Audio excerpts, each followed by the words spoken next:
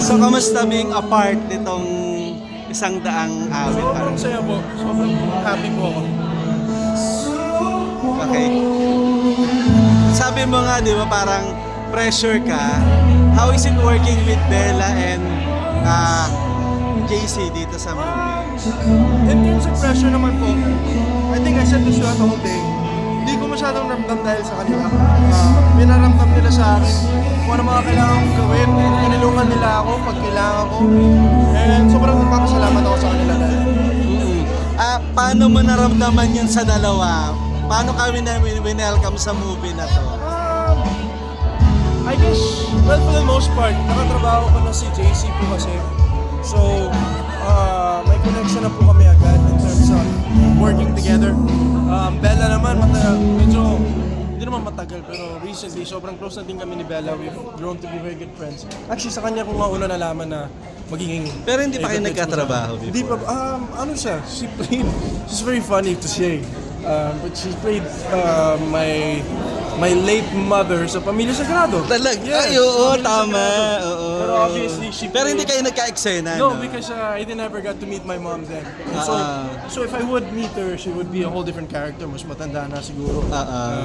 So that's why we never really saw it as a problem na magiging love interest ko siya dito. Hindi ba Oo. awkward? No, honestly, never naman naging awkward kasi at the end of the day, we're professionals, we're actors, parte po ng trabaho ko namin. And I've always been comfortable naman with Bella. She's a very good friend of mine.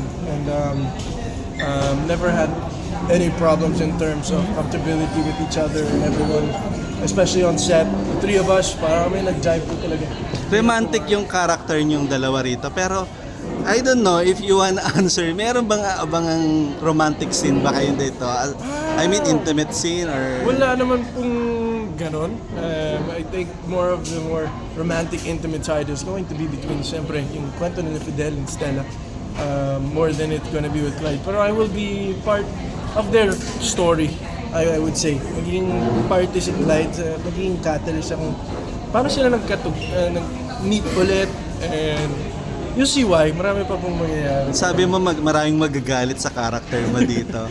Gaano ka matinding galit nila dahil may ganun bang ano? May mga, I'll be honest po, may mga ilang eksena na pagkatapos ng eksena, sinasabi ko kay Direk, ang epal ko doon ha. Tawag ko po kay Clyde minsan, epal. Pero I mean, it's part of the character, part of the trabaho po natin. I mean, kung may maiinis po sa akin, feeling ko naman, ang sasabihin ko na lang po, at least I was able to get my job done. Yun mo siguro. Pero sabi, ikaw yata yung isa mga bankable actor ngayon na talagang sunod-sunod yung project mo, di ba? Kamusta? Kumaga, hindi ka pinababayan ng ABS ngayon, diva naman, di ba? Ano naman po, I always like to say, especially recently, I've been feeling so blessed. Sobrang pangarap ko lang po talaga to nung bata ako. Ngayon, nagagawa ko na dahil sa tiwala po sa akin, hindi lang ABS, kundi Viva Films din po dito. And I'm super happy that people trust me with my work and what I'm capable of doing. And ang trabaho ko lang po talaga sa ngayon is gawin ko lang yung best ko. And I'm super happy with all the projects that have been coming my way. At yung mga susunod pa na hindi ko pa po pwedeng sabihin, like for kunwari, what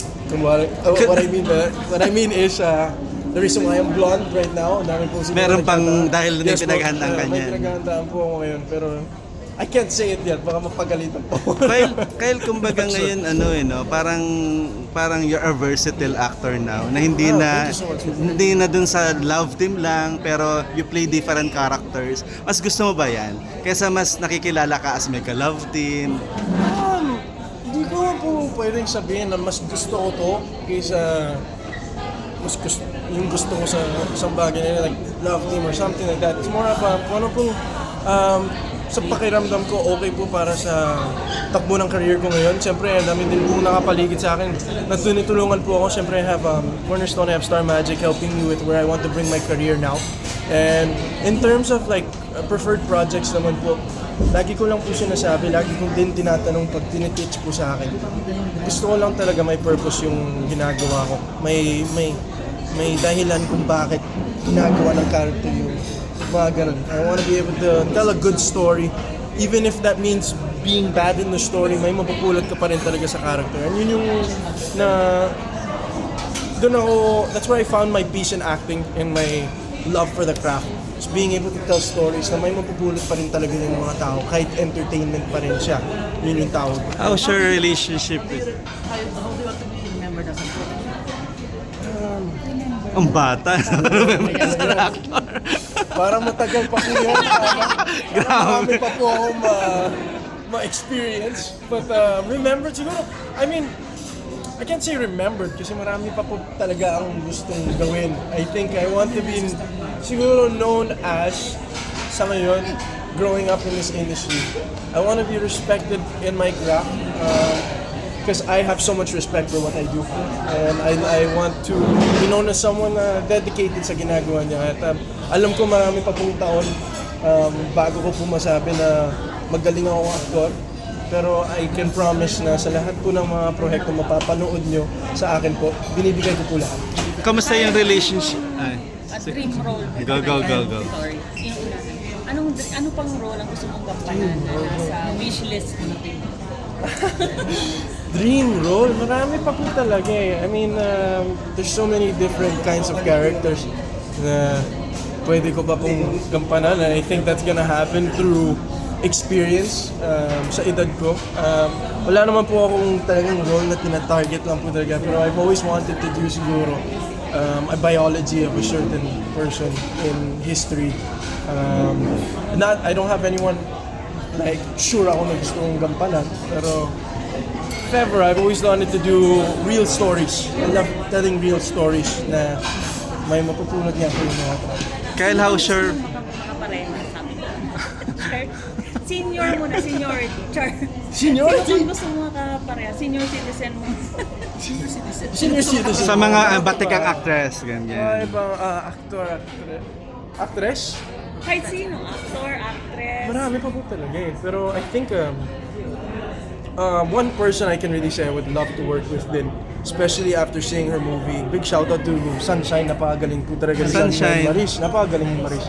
And actually, minessage ko po siya pagkatapos ng movie, sana magkatrabaho kami. And Hindi yun pa nga. kayo nakapagtawa naman? Hindi pa kami nakakatrabaho ni Gusto mo na Maris. Kuya Ana? Ipicture na I would love to work natin. with- Napakagaling talaga ni Maris. And I just wanted to say that kasi syempre, ang pinaka-goal po talaga namin, I think even Bella was talking about it, supportahan natin yung pelikulang Pilipino. Sobrang happy ako sa napanood ko sa Sunshine and I think may mapupulot din po kayo sa Stella in terms of love naman.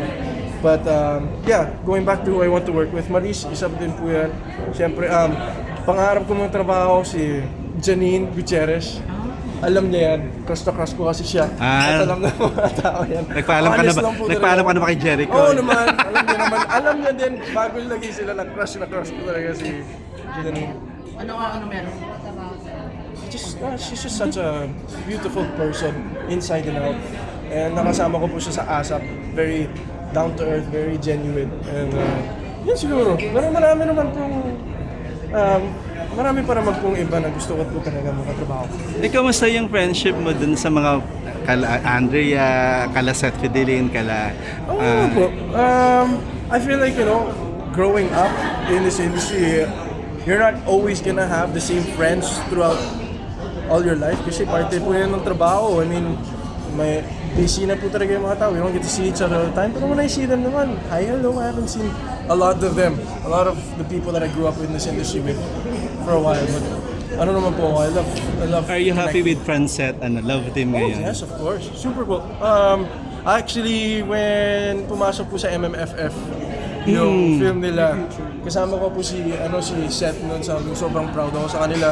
Sobrang happy ako sa kanila.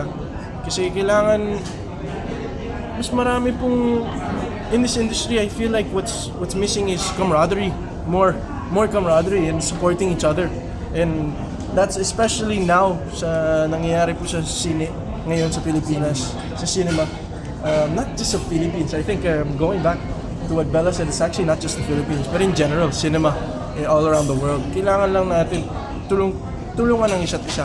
And yun yung importante, camaraderie sa industry. Kailan ulit namin papanood sa isang teleserye?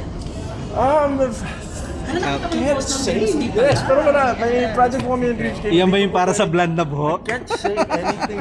It's not. Actually, iba po yung blunt. Pero, I can't say anything. No? Pero malapit na po ata ang pwede sabihin. Malapit na po. Kasi ang uso mo dun sa Pamilya Sagrado. Thank you so Talagang much, tumatak bro. yung eksena mo doon. Thank you so much. Here mo for movie to or for teleserye? I really can't say. Ayaw nga sabihin. Basta for a project. For a project po. Pero hindi po siya para sa Dreamscape project. Basta iba po yan. Basta. Wala. Kyle, are you Pero open? ayoko po mapagalit. Baka mawala pa po sa akin yung project. Kyle, are you open working with parang an older women, tapos ikaw yung ka-partner, and then may mga intimate scene ganyan, okay lang with you? Yeah. Kasi ngayon parang Bella, pero wala namang ganun, di ba? Ano naman, like what I said po, parte po ng trabaho Mga May natin. December love story. Yeah, I would love to do stories like that because totoo siya nangyayari sa buhay ng mga tao. And may mapupulot ka pa rin talaga sa mga ganong kwento. And ano naman, like I said kanina po talaga, what I love about my job and what we do is talagang you get to wear the shoes of people that you never thought you would ever be able to in your life, di ba? Sino Like, yun? Kung sakali? Sino yung gusto mo ka-partner on that kind of? May December. Maylene Dizon, siyempre, Bakit siya? mahal na mahal ko yung babae. Yeah, I love her so much.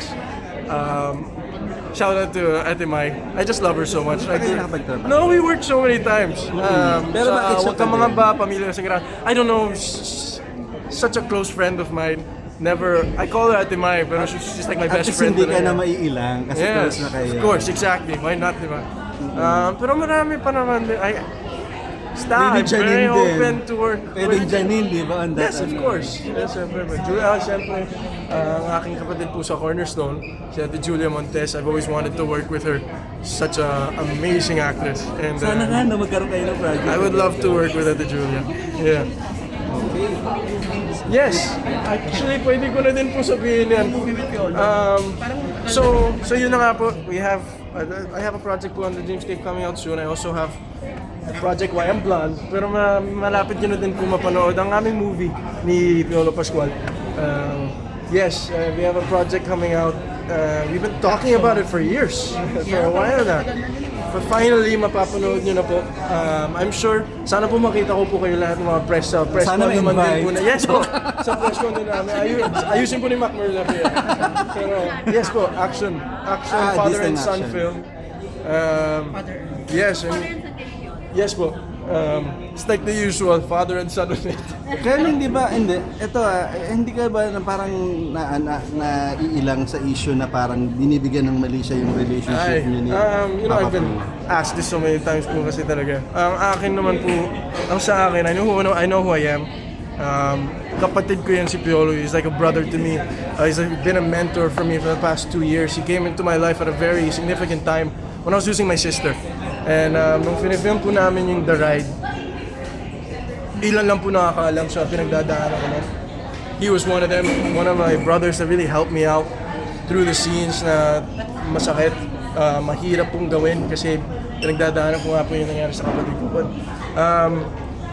I never really have to answer what the people say. Mali naman po talaga yung iniisip ng mga tao. May masasabi lang po talaga yung mga tao. Pero kapatid ko po yan si Piolo. Hindi ko po siya tito.